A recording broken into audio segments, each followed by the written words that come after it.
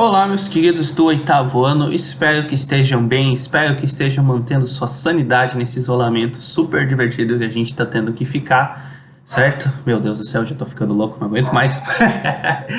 Mas, sejam bem-vindos então aí, para melhor ou para pior, para a nossa primeira videoaula, certo? E qual vai ser o nosso assunto aí? A gente vai ver como o sistema absolutista vai começar a entrar em crise. Vamos dar uma relembrada, porque a gente já está algumas semanas sem entrar dentro de sala de aula. Claro que a gente passou os exercícios aí, mas é sempre bom lembrar. E claro, pessoal, aqui é uma videoaula, precisou pausa para fazer umas anotações. Professor, esse termo aqui eu não lembro direito da apostila do caderno, volta lá. Professor, essa parte aqui, professor, de 0,045 segundos até 0,056 segundos, não entendi nada. Anota, me manda, a gente tem as nossas plataformas de comunicação aí, certo? E pausa, repete quantas vezes precisar. Não deu certo? Pergunta pra gente aí que não tem problema nenhum, certo? Dando uma relembrada, o que era o sistema absolutista, o absolutismo que a gente já falou? Onde o rei tinha o poder total, onde o rei era o Estado, onde qualquer gasto que o rei tivesse era considerado gasto de Estado também. Ele era a autoridade absoluta. Claro, ele não fazia isso sozinho, ele tinha que agradar alguns pilares da sociedade. Primeiro deles, o pilar religioso. Segundo deles, os pilares dos burgueses, o pilar do comércio, da grana, certo? Onde sem grana, infelizmente, nesse mundo a gente não vai muito longe, certo? Mas a gente sempre dá um jeito, importante ser feliz, como eu sempre digo. E o terceiro pilar, gente, que era dos nobres, que eram os militares. Era o pessoal que tinha o comando dos exércitos, que tinha experiência, o know-how de lutar, certo? E como é que isso vai dar problema? Bom, para pensar, né, gente, um sistema onde uma pessoa tem poder total já é uma grande receita para dar problemas, né? Você pensou coisa errada aí que eu sei. Mas quais vão ser esses problemas que vão acontecer? No caso, na crise inglesa, gente, é sempre bom separar Inglaterra e França, porque nesses momentos, vamos lembrar, eles são grandes potências, são as duas maiores potências da Europa. Pensa, como eu disse em sala de aula, né, gente? Pensa como se hoje fosse Estados Unidos e Rússia, ou Estados Unidos e China, certo? Mas até pior, até como se tivessem mais poder ainda, porque era o caso, né? Eles eram muito poderosos, certo? E vamos falar primeiro aí da nossa crise inglesa. O que vai acontecer? Crise econômica, gente. Todo governo normalmente acaba sendo derrubado aí por crise econômica, seja no começo da crise ou no final da crise política, sempre vai ter alguma coisa econômica aí no meio que vai complicar a situação dos mandantes, certo? E nesse caso, como que surgiu uma crise econômica aí na Inglaterra? Primeiro de tudo, gente, algumas dificuldades da própria mãe natureza que não ajudou nas plantações, não ajudou no gado. E obviamente, a gente pode estar faltando comida na mesa do mais pobre, do plebeu, mas não vai faltar comida na mesa do rei, né, gente? Enquanto o pessoal mais pobre passava fome, o rei continuava fazendo aí seus grandes banquetes. Mas mesmo assim, gente, mesmo que para o rei não estivesse mudando nada, para quem ele governava estava mudando sim. Principalmente que com os gastos do rei não diminuindo, o cofre, perdão, o cofre do Estado vai se esvaziando. Porque vamos lembrar, gente, os reis gastavam muito naquela época. Vocês podem jogar aí no Google. Na Inglaterra eles têm até hoje um museu que vocês podem ver fotos aí. Museu Real de Londres, se eu não me engano, esse é o nome, qualquer coisa depois eu mando a correção, que você tem cadeira de ouro, você tem banheira de ouro, você tem garfo, faca de ouro, copo de ouro, prato de ouro. Naquela época o pessoal gastava muito, principalmente aí vamos lembrar do metalismo, né? Era o jeito de eles ostentarem dinheiro e de mostrar que eram ricos, certo? E com esses gastos não diminuindo, é obviamente que o pessoal não vai ficar feliz com o rei. Pensa, você tá ali passando fome, tá? Já tá aparecendo tuas costelas já. E justamente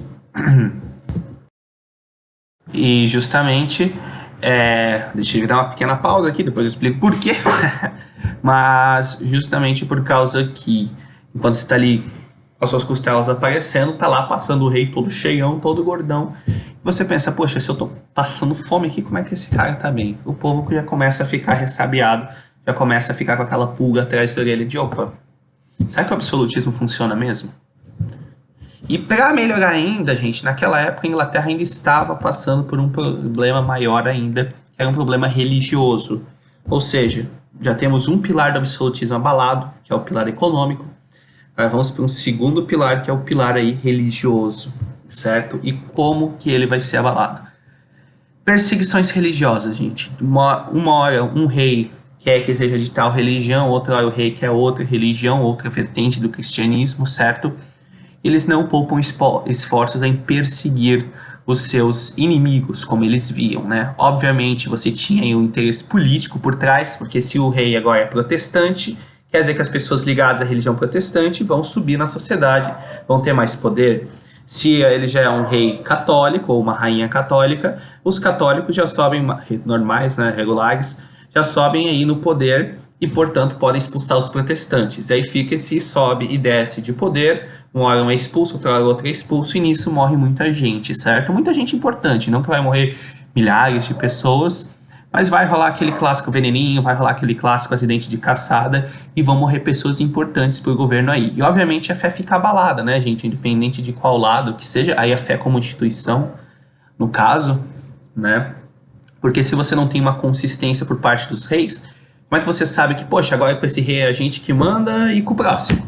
Que garantia que eu tenho? Por que eu vou continuar apoiando essa família real aí se a cada herdeiro novo eles trocam de gente, eles trocam de religião? Ou seja, segundo pilar abalado. Isso vai gerar um precedente, gente, essas perseguições religiosas que vão ser aprovadas legalmente pelo rei, vão haver um precedente que mais tarde, dali a alguns séculos, vai causar alguns acontecimentos que levarão à criação de um paizinho nada importante chamado de Estados Unidos. Não sei se vocês já ouviram falar desse pequeno país, nem um pouco importante, mas isso é assunto para outras aulas, tá? Por agora, basta saber que os reis ingleses ficavam trocando de religião, de vertente do catolicismo. Isso causava uma certa instabilidade, certo? E, obviamente, gente, com tudo isso aí, quem sofria para fazer isso aí, fazer esses comércios acontecerem, fazer o comerciante obedecer às leis, perseguir as pessoas religiosas, quem tinha que perseguir, quem tinha que fazer as leis valerem eram os militares. E os militares estavam cansados de ter que obedecer a qualquer desejo do rei. E com isso, o terceiro pilar, os militares, os nobres, acabam sendo abalados. O absolutismo inglês acaba se tornando cada vez mais insustentável. Chega a um ponto, inclusive, em que membros da família real vão causar uma guerra civil na Inglaterra, justamente cada um querendo aí ter a sua herança melhor, o que eles chamam aí de reivindicação. Não, meu sangue é mais puro, vamos lembrar, naquela época você dava pelo sangue, né, pela sua ascendência, quem que é meu pai, quem que é minha mãe, quem que é meu avô. Meu sangue é mais puro, eu mereço ser herdeiro. Não, meu sangue é mais puro, eu mereço ser herdeiro. E daí a gente entra aí numa grande guerra civil que vai terminar de uma maneira bem sangrenta, vai terminar inclusive com a morte de um rei inglês, certo? O povo vai cansar, não, chega disso, chega de guerra civil, chega de perseguição política, chega de questão, mata o rei. Mas não é considerado um momento tão importante assim na história europeia, porque normalmente quando a gente fala de rei morrendo, a gente pensa no quê? A gente pensa na chamada Revolução Francesa, que vai ser nosso assunto mais pra frente, certo? Por que então essa pequena revolução dos ingleses aí não é considerada tão importante? Porque eles matam o rei, tentam fazer um novo governo que dura pouquíssimo tempo e logo em seguida volta a mesma dinastia, a mesma família volta a reinar. Então não foi tanto uma revolução, foi uma pausa. Pausa aqui, vamos ver, não deu certo, traz a família de novo, não muda nada, sabe? É que nem você falar, não, hoje vai ser diferente, aí hoje você faz tudo diferente. Hoje eu estudei, hoje eu arrumei a casa, vai ser sempre assim, uhul! Daí amanhã você acorda meio-dia, porque sua mãe te acordou para almoço, porque você ficou até às 5 da manhã jogando e fica a semana inteira sem fazer nada, né? Não sei se alguém se identificou, mas foi mais ou menos isso que aconteceu com o governo inglês, certo? Por isso que essa morte de reis aí não é considerada tão importante. O que vai acontecer então, certo?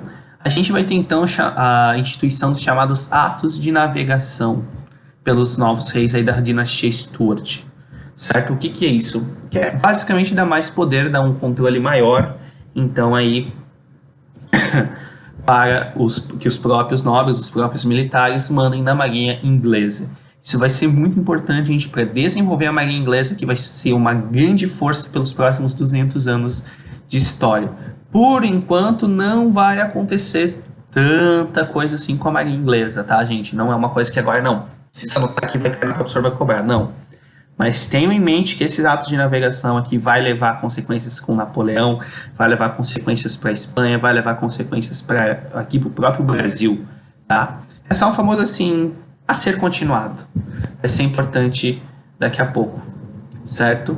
De maneira geral, então, essa revolução, mini revolução aí, vai servir de experimento, vai servir de guia para a Revolução Francesa mais tarde.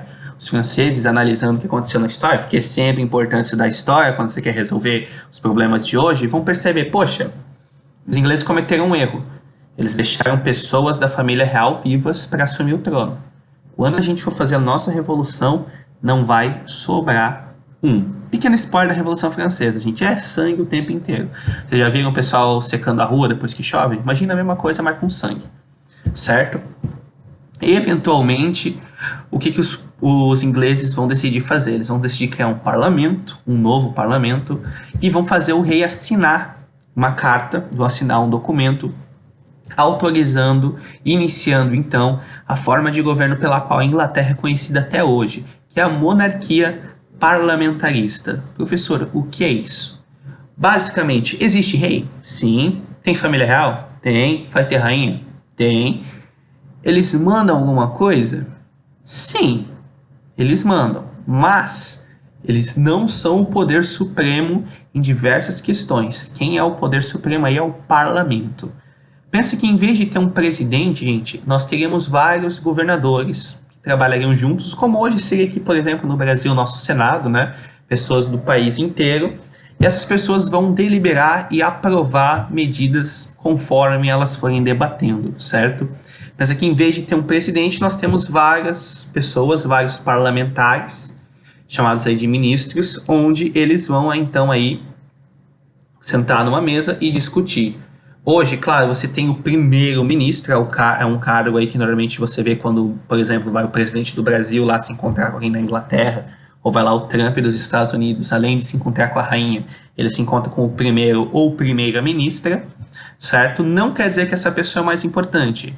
Ele é o que ele chama de primo entre pares. Seria assim, todo mundo aqui é igual, todo mundo tem a mesma autoridade, mas a gente vai escolher uma pessoa para falar pela gente. Seria como, por exemplo, vocês terem um representante de classe, certo? Ele continua sendo um aluno, ele continua tendo que estudar, continua tendo que tirar nota como todas as outras pessoas da sala, mas se em algum momento precisar de alguém que fale pela sala, você tem o representante de sala. O primeiro-ministro inglês é a mesma coisa, só que para o governo inglês, certo? Então, gente, por hoje é isso. Descansem, revejam a aula, leiam com calma as apostilas também para complementar a aula aí de vocês, certo? Agora, infelizmente, a gente não tem anotações do caderno com relação a isso, mas logo mais, tudo dando certo, eu espero que a gente volte. Lavem as mãos, se cuidem aqui da saúde mental também, tá, gente? Bem importante, não só da física, ainda mais nessa época de isolamento. E tchau, tchau.